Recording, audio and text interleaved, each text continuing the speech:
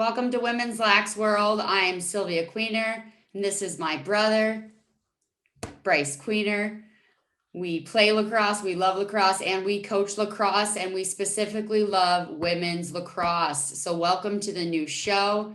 We're going to have weekly shows talking about all things women's lacrosse. Welcome, Brice.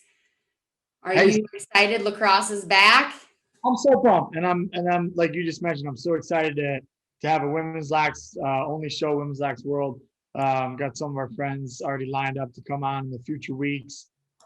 We've done some Lax and Poetic podcasts together, which kind of encompasses a lot of different things, like the PLO bubble this summer. But we wanted to do a women's only show, our favorite version of the sport, the top D1 women's lacrosse. We're real big fans of, and D2, D3, we're going to try to give everybody a lot of spotlight, a lot of love on the show to programs that may not get as much media attention. So lots been going on for the first couple of weeks, and we thought this was a good time. Give us, some chance to see everybody play, and so we have some thoughts on it. So really pumped. Season's back. Was not certain that was going to happen. All fall, not a funny topic. But it is not happening for you, which we'll talk more about, in the coming weeks. Some leagues aren't playing, Ivy Leagues and D3s, but first big time matchup of the season, kind of theme of the season, the COVID matchup. UNC, number one in the country, and Stony Brook was 6 when this game occurred last week. So UNC's loaded, number one, a lot of people's number one. What do you think? Did you think they're that good? I thought they were going to be that good, and I think they're going to only get better. I think I was looking at the lineup, and I think they have 4 stud attackers that started, and then they had Caitlin Wurzberger coming in. I think in that first opening game, Wareheim did such a good job. She's so smart off ball, and she really stuck out against Stony Brook, and she had multiple goals and was really awesome off ball. So it was really fun to see just some different scores and some different names for UNC, and to just see their offensive power. Oh, that's the century mark for her. 100. Try to share something for you. As you're talking there's some highlights going on if you're watching on YouTube. Right now, I get it. I knew there'd be some technical difficulties if we did this. We are looking for producers. Here we go. As everything you just mentioned, Katie Hogue, I think, scored her 100th goal in this game. There she is at X right now, feeding inside. If you listen to us on podcast, we got a YouTube show. In the gram, we can put some of this on. But what I really liked, to answer my question, yeah, they're obviously loaded. I think there's a lot of great teams this year. We're gonna highlight all of them. But for me, this game, and I know you feel this way being an X attacker in the past, it was a lot of dodging from X, a lot of feeding inside, which is what makes women's lacrosse specifically a game I really like to watch. Kind of how we grew up playing, where the ball is constantly working low to get a triangle, like we call it, the University of Denver inside, to create that triangle pass to find some cutters. So I think they're loaded on the attack. I think they did a great job. Defensively, they've had 3 games right now. They opened with this Stony Brook win. They beat Florida, I think, 11-5, and they beat High Point, held them under 10 too, like 5 goals as well. So holding teams under 10 at this level is very challenging. They've done that with 3 games and just play a fast, fun style. So I really liked watching this game. What did you think of Stony Brook? I thought Stony Brook was exciting and explosive, and they were taking a lot of risks from game 1. And I think they are just so gritty and so tough, and they're going to get better and better as UNC is, but they're just different styles of play. I think Stony Brook is so aggressive, and they push always constantly, and they're always putting their bodies and their minds on the line. And I think that's so exciting to watch, and is a great reflection of Joe Spallina and obviously Kim Hillier. Love both of those personalities. And I think they get the most out of their players. So it is just, they're already a great team. And I just think Allie Kennedy proving that she is quite possibly one of the best midfielders.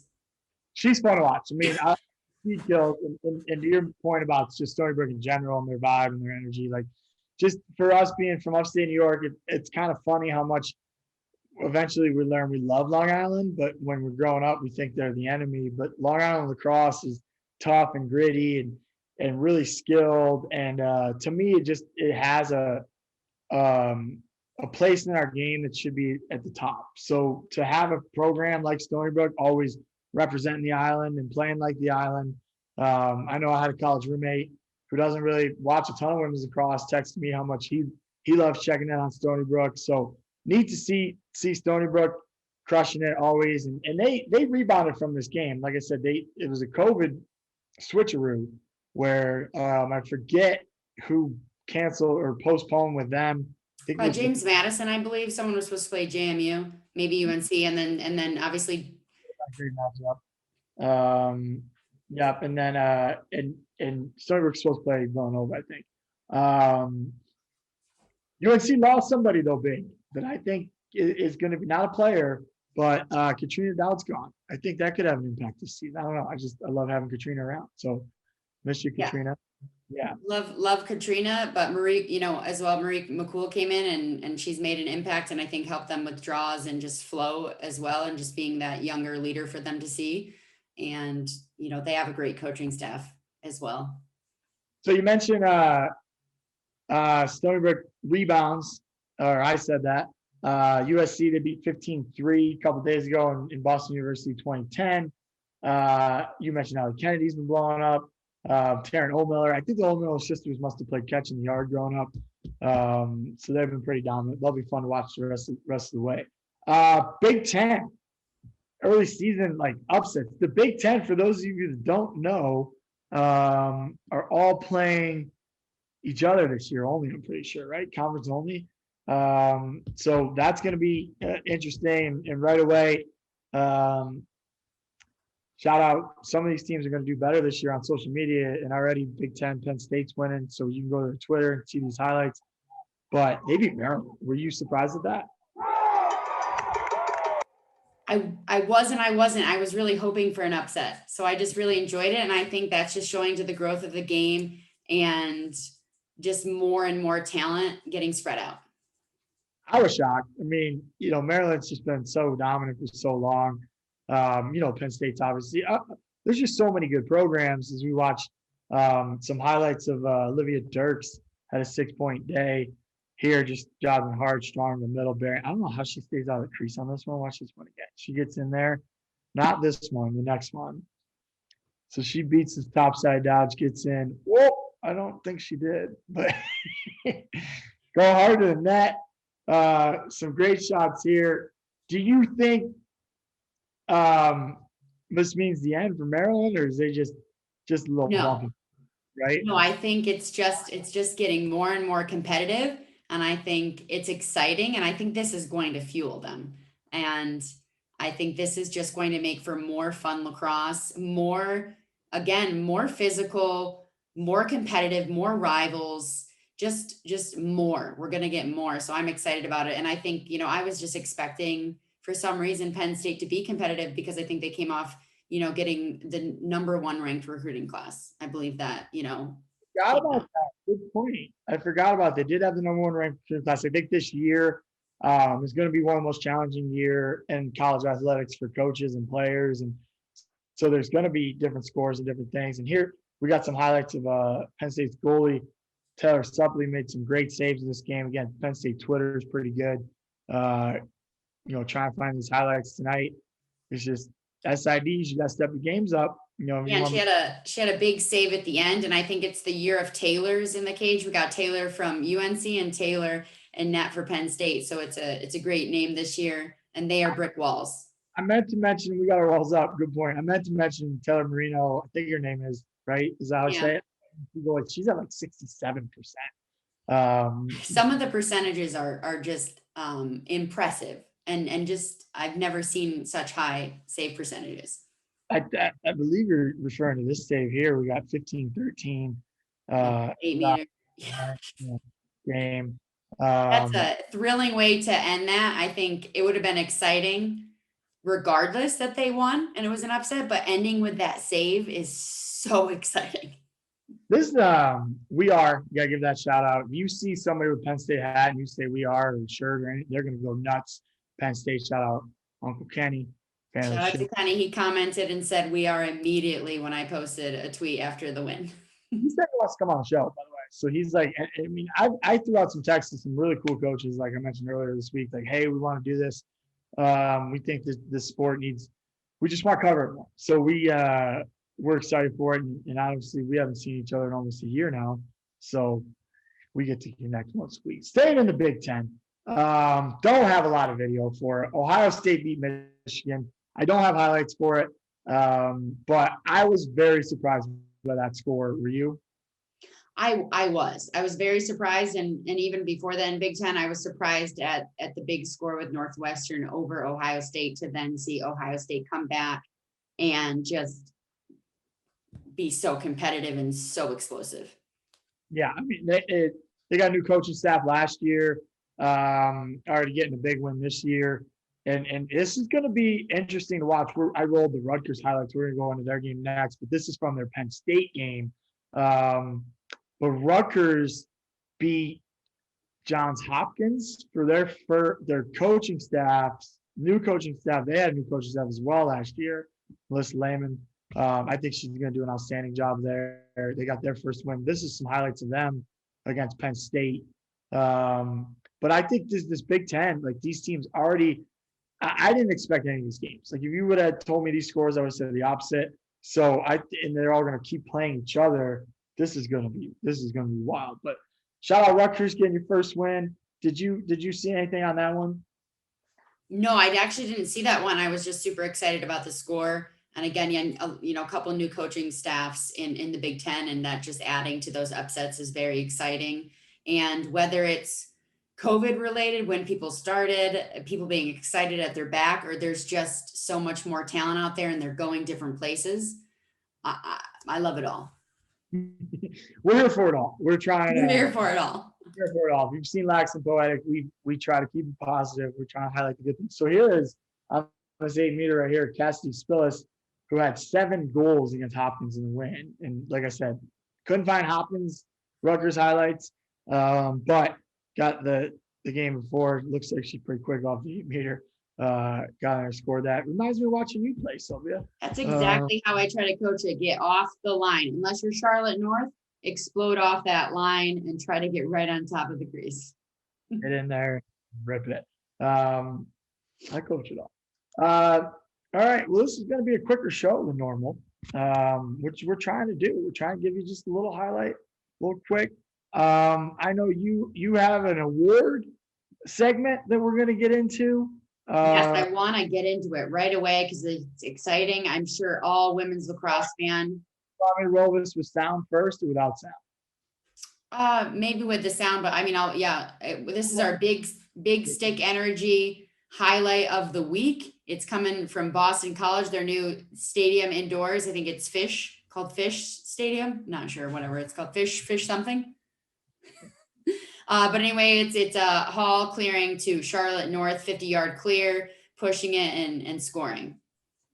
So I'll roll it. It made Sports Center top 10. That's why I said use the audio. This thing's pretty. They say Caroline, but her name is Charlotte. Is Albany. The BC goalkeeper Rachel Hall has it. Jumps it. Good outlet pass. Bang. She's got Caroline North. And watch Caroline go. Little fake to the left. I'm not going there though. I'm shooting. I'm scoring. Eagles win at 22. That both kids from, you know what state they're from? Texas. And then the goalie Rachel Hall watches bomb again. She's actually, I worked at a camp with her one time. She said she's from Upstate or lived Upstate. At one point, she's actually a big fan of our brother Brett. Shout out Brett if you're watching, which we probably not. But that's a heck of a play. What's this award called? What are you calling it? This one is the Big Stick Energy Award. It's the Big Stick Energy Play of the Week. Okay, here's mine. So we had yours, and you mentioned aforementioned Ellie Kennedy. Shout out Lacrosse Extras Instagram. This is on there, and they've been good. Like we said, we're trying to bring some more media coverage to women's lacrosse, and then this account has already popped up. We really like. We'll post some on ours, but they call that putting them on skates. The kids do. I didn't see this though. I was just scrolling through highlights tonight. get ready for this. And Davis, shout out Davis, shout for his 2-0. But here's a close up of it. I mean, whoop, she just, and we won't say who that is. I'm not even sure who it is, but you know that happens if you're gonna play defense. But this time, but I like this actually. The kid gets up, and then of course, you know, as we all know, women's lacrosse is such a violent or physical game, I'll say. But bang, like she still got up, and I'm not sure what happened on that 8-meter. Oh, this is early in the game. Talk about setting the tone. Get her on the dodge. Fun stuff to watch. Again, Stony Brook ended up winning that game 15-3. But shout out, what's the account's name? Lacrosse Extras. I like what they're doing. So thanks, guys. All right, segment of the show we wanted to get into for show is D2, D3 shout outs. These coaches, these kids, they work hard. They play a lot. And like we mentioned, unfortunately, Sylvia, your conference is not having a season this year. But some are, some aren't. And we DM us some highlights if you have them. Again, we couldn't find any, but the D3 game I saw, it's a lot of Southern teams are playing. Mount Union beat Baldwin Wallace 12-9. Mackenzie Lewis and Sydney, I'm a sports center guy now. Sydney Bumbarger, each had 5 goals. You know, and that in 5 is always a good experience. So give them a shout out on the show. D2, you got some scores from D2? Yeah, with D2, Limestone, we had a score. They opened up and they beat North Greenville, and then they played Mars Hill in their second game and they won 20-4. So Limestone is 2-0. That's Saints. Yep. And then we had McKendree started with 2. They are 2-0 with wins over Lee University. And they won 11-10, and then they won against Young Harris 17-8.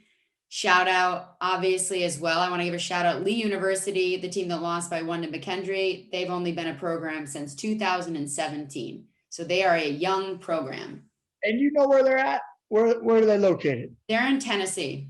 Yeah, I saw that too. And obviously we're giving McKendree a little shout out. Coach Melissa used to come to the Blue City Showcase when we were in Memphis and played with the Campers. She played a Q's for, again, our brother Brett. He's finding his way into the show a lot tonight. I think he was there when she was there. So, you know, we love tying all Lax people in. Coach, you're going to have to come on the show. I think that was it for me on D2, D3. You had a game coming up Division 2 that you were excited about. You want to talk about that one? Yeah. I'd love now we can preview the games we're excited for coming up. I'm going to go over the D2 and D3 games that I'm pretty excited about. With Division 2 this Saturday, February 27th, I believe is the date. We have Queens. They are ranked number 4. They're in Charlotte, North Carolina, and they are hosting UIndy, and UIndy's number 6. And UIndy's coming off of a dominant win against a number 22 Concordia St. Paul. And then Queens is also 1-0, and they just beat number 21 Mount Olive 12-9. So that's super exciting. I love a top 10 matchup. So I think that's exciting. Both teams are super talented. I was able to talk to the head coach at UIndy a lot during our virtual convention this year. So he said they have a lot of talent and a lot of athleticism. So that's going to be exciting to watch. And for Division 3, I'm super excited for Center versus Piedmont. Shout out, the Piedmont coach is awesome, and she's very active on Twitter. So I'm excited, and she's gotten some big recruits the last couple of weeks that she's tweeted about. And then Otterbein is playing Capital. So I'm excited for those matchups. And I'm also just so excited for more and more teams to start playing.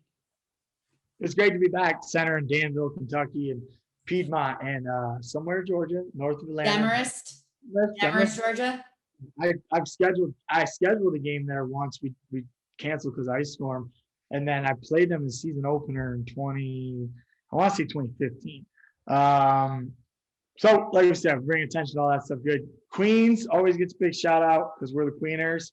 I think Mom has a Queens practice jersey, right? She does, yeah. She's had it for like 12 years. She wears it a lot. There's a lot. It's not heavy in the rotation right now, but it probably should be. D1 games I'm pumped for. Denver Boulder. We open up this week. They've had a couple games already, but we open up this week Sunday. We're pumped to play. So Sunday we get to take a short road trip up there and start our season. So fired up for that. Duke, North Carolina is this week. Excited for that. And what was the game? Stony Brook? Yep. Stony Brook, Battle of the Zones. Stony Brook went to the Dome last year and won. I assume they're going back to the Dome. I didn't really look that up. Did you? I think it's at the Dome, but I've Googled so many different games. Stony Brook will play anyone. They won't play anyone. Yeah. And then I'm super excited for all of those as well. And then I am extra excited for Virginia and Virginia Tech and another Big Ten matchup, Hopkins and Northwestern. So there's just so much lacrosse going on. You know, as you've mentioned too, I don't have a season this year. We're doing everything virtually and making the most out of it. So I have extra time to dedicate to watch the lacrosse, and I still can't cover 10% of these games.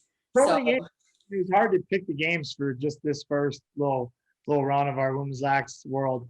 Make sure to follow us on Twitter, YouTube, Instagram. Check out the podcast, however you like to get your media. Try to keep it quick on these so we can get them just posted to IGTV. Coach is joining us next week. Send us highlights. You got stuff you want us to post, we'll post it, put it in the DMs. They're open. Sylvia's going to be managing those DMs. Yeah, all new accounts. We really wanted to create something and talk about the women's lax world. I think it deserves attention.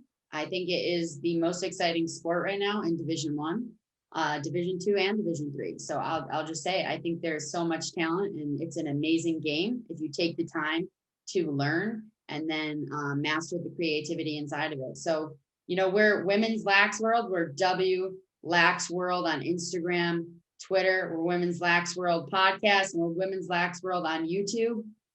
DM us, contact us. If you want to be a guest on the show, let us know. We might let you, we might not. I don't know. It depends on our mood. Depends if, we feel like it, right? If you can get with this. But really good point. I mean, different game.